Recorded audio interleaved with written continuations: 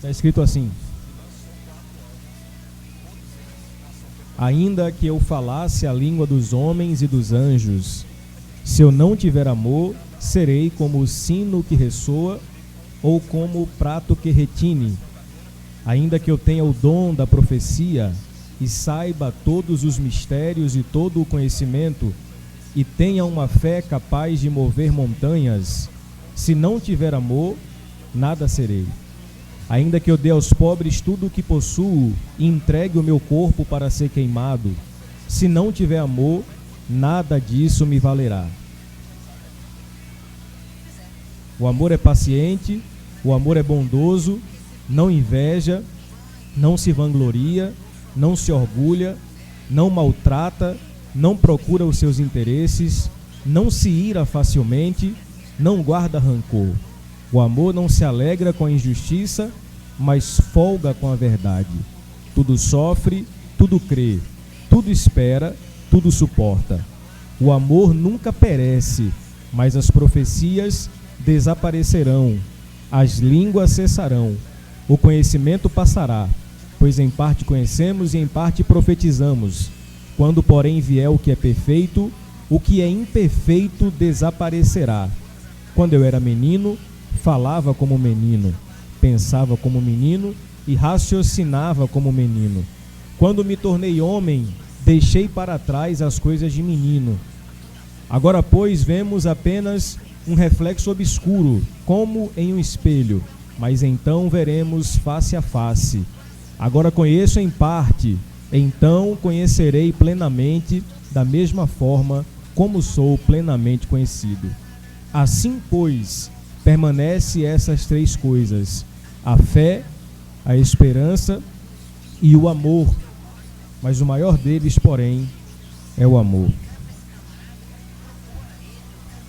Minha gente, nós vivemos em um tempo extremamente desafiador.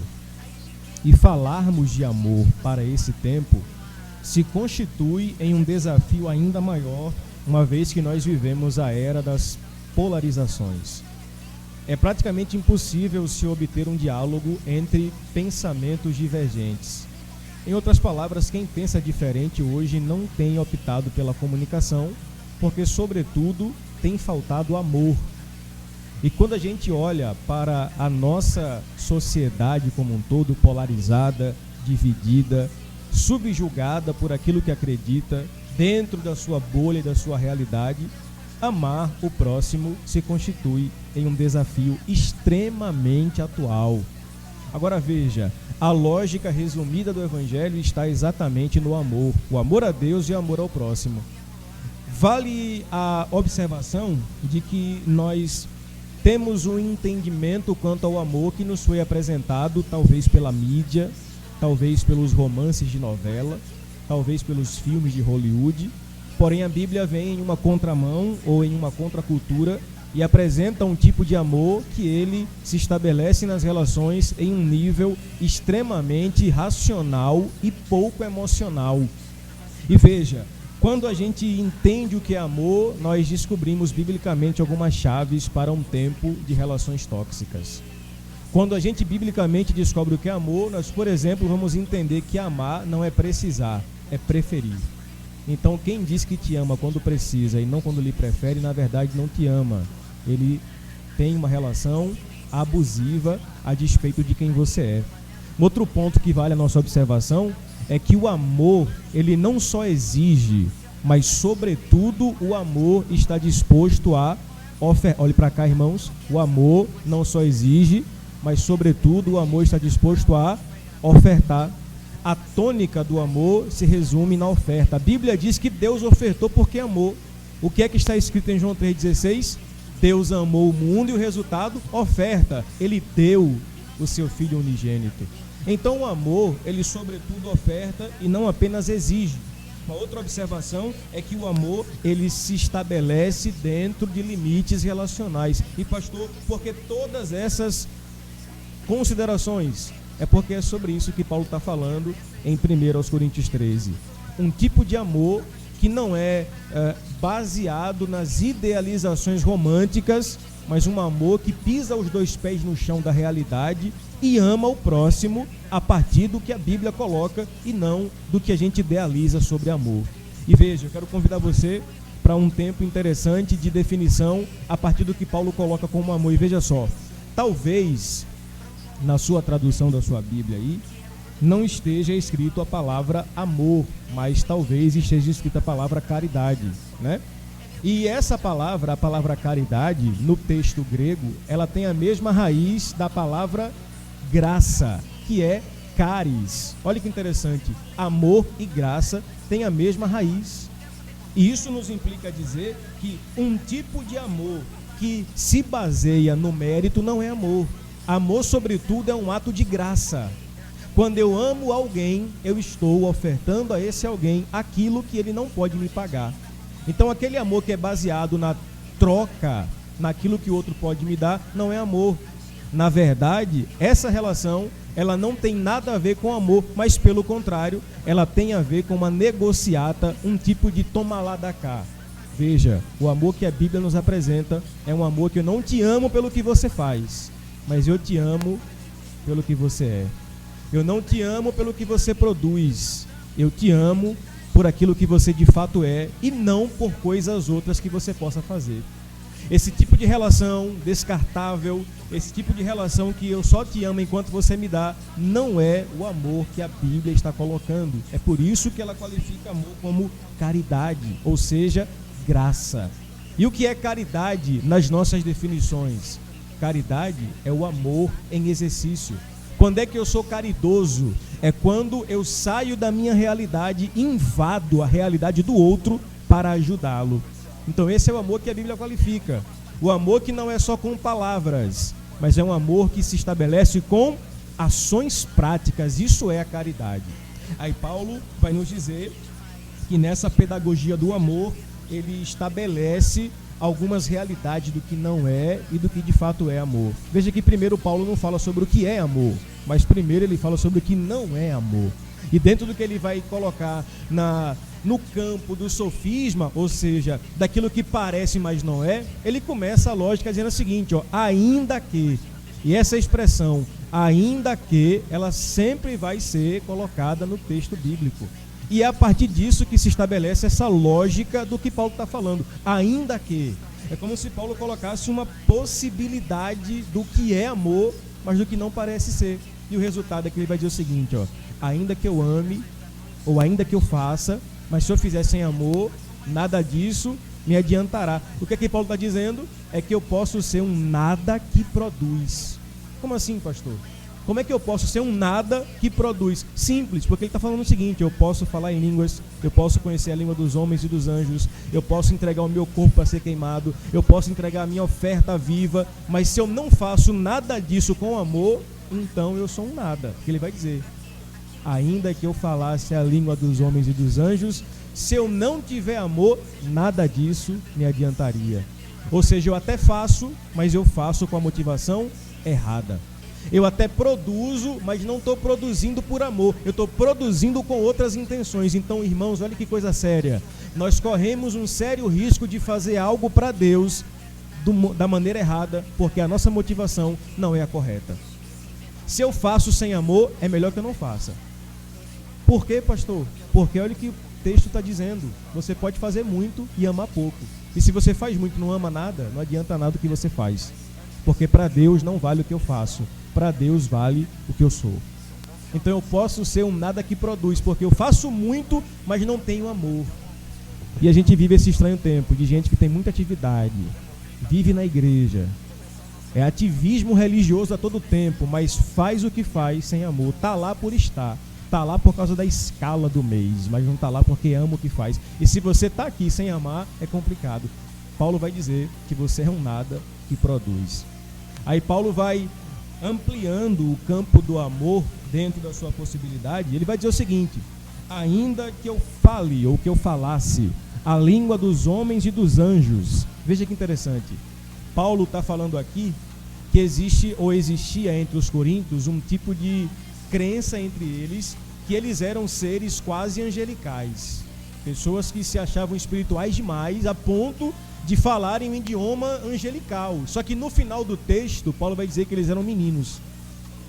Então veja, a espiritualidade dos coríntios era uma espiritualidade infantil, porque eles achavam que tinha uma espiritualidade quase angelical, mas não amavam. E tem gente que justifica a prática na falta de amor. Não ama, mas eu falo em línguas, não adianta nada. Não ama, mas eu me movo nos dons espirituais. É interessante que Paulo coloca entre o capítulo 14 e entre o capítulo 12. 2 capítulos que ele fala de dom, o capítulo 13 no meio. Para quê? Para mostrar para a gente que o maior dom continua sendo o dom de amar. E é muito bom buscarmos os dons espirituais. Mas se o nosso dom maior não for o amor, irmãos, Paulo vai dizer para nós, nada disso vai adiantar. O que é que Paulo está dizendo? Está falando o seguinte, ó. Eu posso ser um cara, Bruno, muito bom. Por quê? Porque eu posso transitar entre a linguagem dos homens e a linguagem celestial. O que é isso? É como se céus e terra estivessem em litígio, sem se entender. Mas eu sou tão bom que eu consigo traduzir a mensagem celestial para os homens. Mas se eu faço isso sem amor, não adianta. Se eu tenho o dom de convencer você sobre a palavra celestial, mas se eu estou aqui fazendo isso sem amor, eu sou o maior de todos os mentirosos. Se eu estou aqui traduzindo para você uma linguagem celestial para a nossa esfera terrena, mas se o que me move, irmãos, não for amor, eu devo rever as minhas ações. Isso aqui, irmãos, é uma palavra de reflexão para o que nós estamos fazendo. Será que o que eu tenho feito revela o que eu creio? Será que o que eu tenho feito revela onde está o meu coração? Eu posso falar, eu posso transitar nesse campo celestial e terreno, mas se eu não faço com amor, não adianta nada. Aí Paulo abre essa sua capacidade de amor dizendo, eu posso ser o ser mais espiritual possível, mas se eu não tiver amor, não adianta o que eu produzo. E ele ainda vai continuar dizendo, ainda que eu tenha os dons de profecia, de ciência, de fé, uma fé tal ponto, se tudo isso eu tenho não for com base nessa capacidade de amar, eu estou perdendo tempo. E veja, Paulo está falando aqui para a gente, meus amados irmãos, de um tipo de sabedoria que ela transporta tanto uma sabedoria terrena quanto uma sabedoria celestial, porque ele vai falar aqui, eu posso ter profecia e ciência, eu posso ter fé e posso ter ciência. O que ele está dizendo? Ele está falando para mim o seguinte, que eu posso ser um ser que domine a ciência humana e conheça os mistérios de Deus, mas mesmo assim eu posso estar errado porque eu não amo. Eu posso ser o cara que desvende para você aqui os códigos eternos. Eu posso ser o cara que desvende para você aqui a maravilha da ciência humana, mas se o que me move a fazer não é amor, não é fé que eu tenho, é fideísmo. E o que é fideísmo, pastor? É a fé na fé. Se o que me move a falar para você aqui não é o amor, não é ciência que eu tenho, é vã filosofia. Isso me faz rever o meu conceito de cristianismo, irmãos. Na verdade, isso me faz rever o meu conceito de ser humano. Será que o que eu tenho feito com a motivação correta? Há um ditado entre os judeus, eles falam que Deus olha muito mais a intenção do que propriamente a ação. E é verdade. Porque muitas das vezes a gente faz sem crer. Deus não olha o que eu faço em última análise, mas Ele olha o que eu sou. E Paulo vai ainda dizer que eu posso distribuir toda a minha fortuna. E é interessante, né? Paulo está falando aqui o seguinte, eu posso ser o maior filântropo. Eu posso exercer a capacidade da filantropia, de ser alguém que tudo que eu tenho não fica para mim, mas eu dou para os pobres. Eu sou um cara liberal demais, mas se o que eu faço não é amor, o que é, pastor? Olha o que Paulo vai dizer. Eu posso distribuir toda a minha fortuna. É interessante que o termo grego para essa expressão aqui é exatamente a filantropia. E filantropia é a junção de dois termos, que é exatamente o philos, que é amor, e essa ideia do complemento, que é a expressão do anthropos, que é o ser humano. Então o que Paulo está falando é, eu posso ser alguém que aparentemente ame as pessoas, porque eu distribuo tudo que eu tenho, mas se o que eu faço para as pessoas eu faço sem amor, não é amor que eu tenho, mas na verdade é uma piedade camuflada. ou uma falsa piedade. Vamos ser sinceros, irmãos, tem muita gente que distribui sopa por aí, distribui roupa, e como uma espécie de pedágio para a consciência fala, eu amo demais, só que Deus conhece a intenção. E se o que eu estou fazendo ali, ao entregar para o pobre tudo aquilo que eu tenho de riqueza, não for amor, Deus vai olhar para mim e vai me chamar de hipócrita, porque eu estou fazendo com a motivação errada. Eu estou fazendo sem a motivação correta, que é o amor. E quando é que Paulo vai dizer para nós o que é amor? Ele ainda vai dizer o seguinte: eu posso entregar meu corpo, eu posso ser um mártir, eu posso ser alguém que pela causa eu morra, mas se eu morrer pela causa sem amor, foi em vão a minha missão. Aí veja, Paulo começa então a falar sobre o que é amor. Eu queria que você prestasse bem atenção às palavras de Paulo sobre o que de fato é amor. Veja, Paulo começa dizendo que o amor, ele tem uma primeira característica. O amor, ele é sofredor. Amém, igrejinha? O amor é sofredor. Que desafio para a nossa geração. Uma geração hipersensível. Uma geração do descartável, que casa com prazo de validade para divorciar. Uma geração do não me toque, do que eu não nasci para isso. Aí Paulo vem dizer para nós que o amor é sofredor. O que é que Paulo está falando para a gente quando ele diz que o amor é sofredor?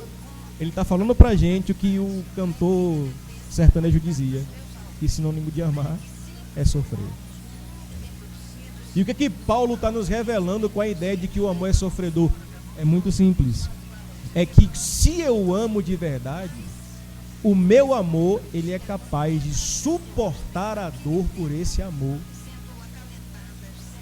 Você já parou para pensar que o ato, Will, de Jesus carregar a cruz é chamado de paixão de Cristo? Por que é chamado de paixão de Cristo? Porque a palavra paixão, antes de ser usada para o campo do amor, era usada para o sofrimento. Em outras palavras, só ama quem está disposto a sofrer. Pastor, que palavra é essa? É a verdade. Ou você quer que eu fale aqui, não, você vai amar e vai ser tudo bem, né? Vai ser aquela coisa maravilhosa. O que Paulo está dizendo é que no campo das relações, se eu amo, eu vou sofrer. Irmãos, ninguém passa imune ao sofrimento nas relações. E olha que eu estou falando aqui de relações no plural, seja ela conjugal, seja ela relacional entre irmãos, seja no trabalho, aonde for. Tem gente que vai ter sofrimento nesse negócio chamado amor. E o que é que Paulo está falando, definindo o que é amor? É que o amor é sofredor porque ele sabe sofrer. E por que é que o amor sabe sofrer? Paulo diz, o amor é sofredor e ele é benigno. Olha a segunda característica do amor na lógica de Paulo. O amor, ele é benigno. E o que significa benigno? Benigno significa o que é de índole boa. Benigno é aquilo que é bom. No original, a expressão benigno significa ser prestativo no tratar com o outro. Não é tremendo isso? Olha o que Paulo está dizendo, o amor é sofredor, mas ele aprendeu a sofrer, e não é porque ele sofre que ele deixa de ser o que é, ele continua tratando bem aquele que ele se relaciona. Quer ser benigno, é ser bom para com o outro. Irmãos, vamos ser sinceros, nós vivemos um estranho tempo em que nas relações a gente se machuca por coisa pouca. A gente se machuca por palavra liberada. E Paulo diz que esse amor, ele é bom. Esse amor é benigno porque quem ama espera ver o bem do outro sempre. E por esperar ver o bem do outro sempre, por vezes até falará para ele coisas que ele não quer ouvir. O que é amor, pastor, na lógica de Paulo, ele vai dizer o seguinte, o amor, ele é sofredor, ele é benigno, o amor não é invejoso.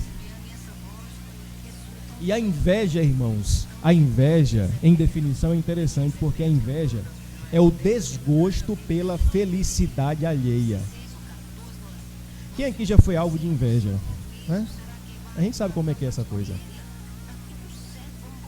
O que é a inveja? A inveja, Yasmin, é o desgosto pela felicidade do outro. Quando o outro está feliz e eu fico infeliz com a felicidade do outro, eu estou com inveja. Aí veja, na lógica de Paulo, o amor, ele não é invejoso. Só que a gente já parou para definir inveja algumas vezes, e a gente já chegou a dizer assim, não, a inveja é quando eu fico triste pelo que o outro tem e eu não tenho. Não é assim que a gente pensa em inveja? Amém ou não? Só que veja, a inveja, por vezes, não é só eu sentir pesar pelo que o outro tem e eu não tenho. Mas olha que interessante, a inveja não é só querer o que o outro tem. Por vezes, a inveja é também querer ou não querer que o outro tenha aquilo que eu também não tenho. Deu para entender ou ficou meio complicado? O que é inveja? Não é só que aquela coisa que assim eu fico, poxa, eu não tenho o que Ismael tem. Não é só isso. A inveja é também que eu desejo que Ismael não tenha aquilo que eu não tenho. Então veja, o invejoso, sobretudo, ele é complicado nas relações porque ele não se completa com a felicidade alheia. Mesmo eu tendo, ou mesmo Ismael não tendo, eu nunca estou feliz. Então o problema não é inveja, o problema sou eu.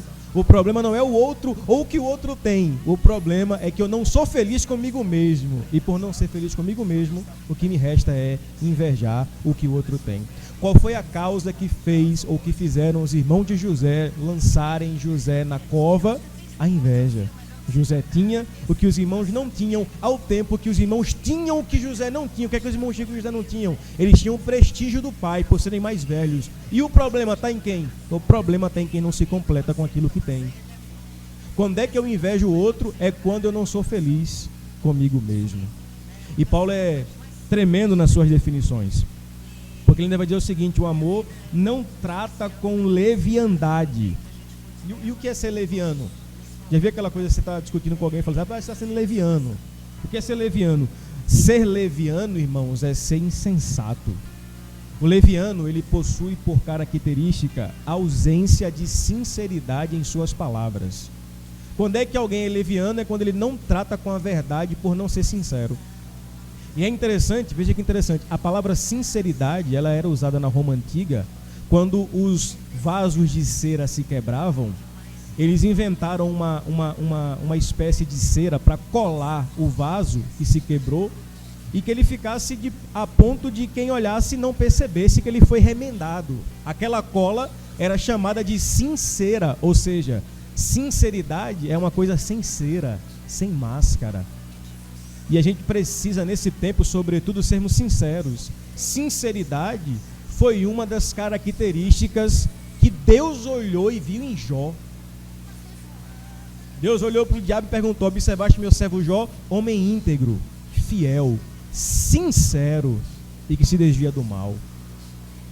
A pergunta é: até que ponto vai a nossa sinceridade? Ou seja, sem cera, sem máscara. Ou a gente nas relações tem se tratado com máscara, com cera. O apóstolo Paulo diz que esse amor não é leviano, por quê? Porque ele é um amor sincero. Ele ainda vai dizer o seguinte: esse amor não se ensoberbece. O que é soberba, irmãos? A soberba, em outras palavras, é o orgulho. E o orgulho, ele é, sobretudo, alguém disse que o orgulho é como um mau hálito. Quem tem não percebe, mas quem está perto logo percebe.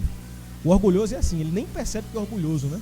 Mas quem está perto dele logo denota o nível de orgulho que ele tem de si mesmo. E quando é que eu sou orgulhoso? É quando eu penso em mim, sobretudo, em detrimento do outro. Ou seja, o outro para mim é só uma extensão de mim e não o que ele é. E é interessante, por exemplo, que o amor, ele não é, nas palavras de Paulo, narcisista.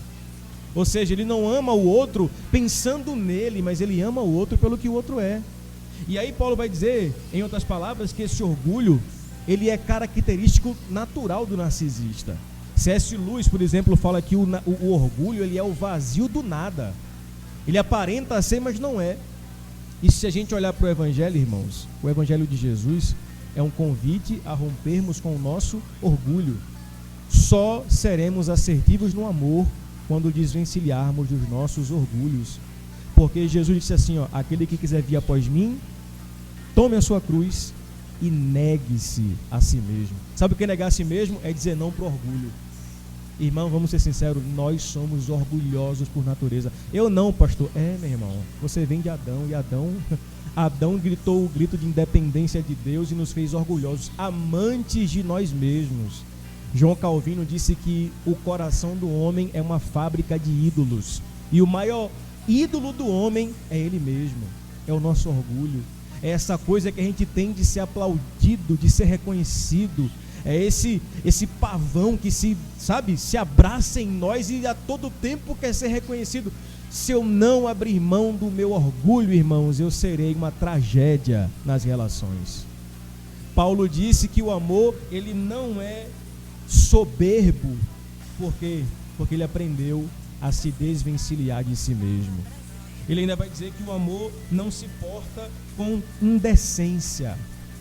A indecência, em outras palavras, é exatamente o sentido de não ser vexatório. O amor não é vexatório, o amor não paga mico. Por quê? Porque o amor, em outras palavras, ele nos convida a sermos discretos. E ser discreto nessa geração, a geração do espetáculo, a geração TikTok, né? A geração TikTok paga mico todo tempo e acha bonito. Quanto mais ridículo, melhor, né? Quanto mais dancinha idiota, parece que é a idiotização da coisa, né? Você já assistiu o TikTok, sabe o que eu estou falando. Quanto mais besteira, mais as pessoas consomem. E veja, Paulo está dizendo que esse amor ele não se porta indecentemente, por quê?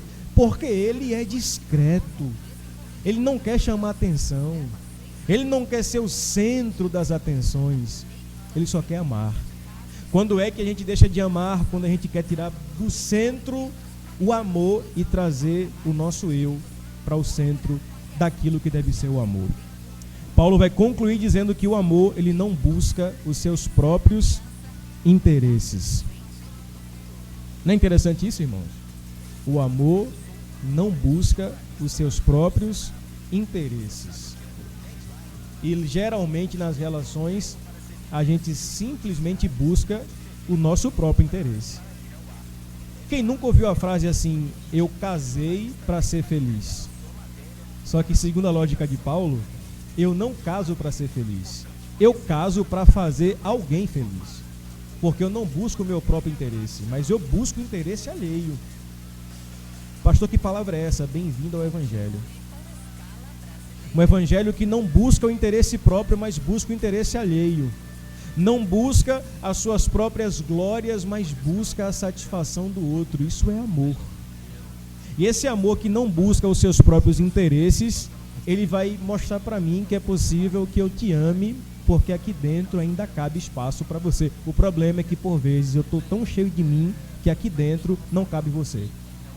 E quando aqui dentro não cabe você, eu não posso orar a oração do Pai Nosso. Porque o Pai não é meu, o Pai não é seu, o Pai é nosso. E se o Pai é nosso, eu posso chamar você de irmão, porque na coletividade da casa do Pai existem irmãos.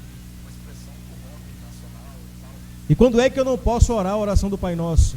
É quando eu penso que o Pai só é meu. E quando eu penso que o Pai só é meu, eu tenho a síndrome do irmão mais velho do filho pródigo. Eu recuso chamar de irmão aquele que o Pai insiste em chamar de filho.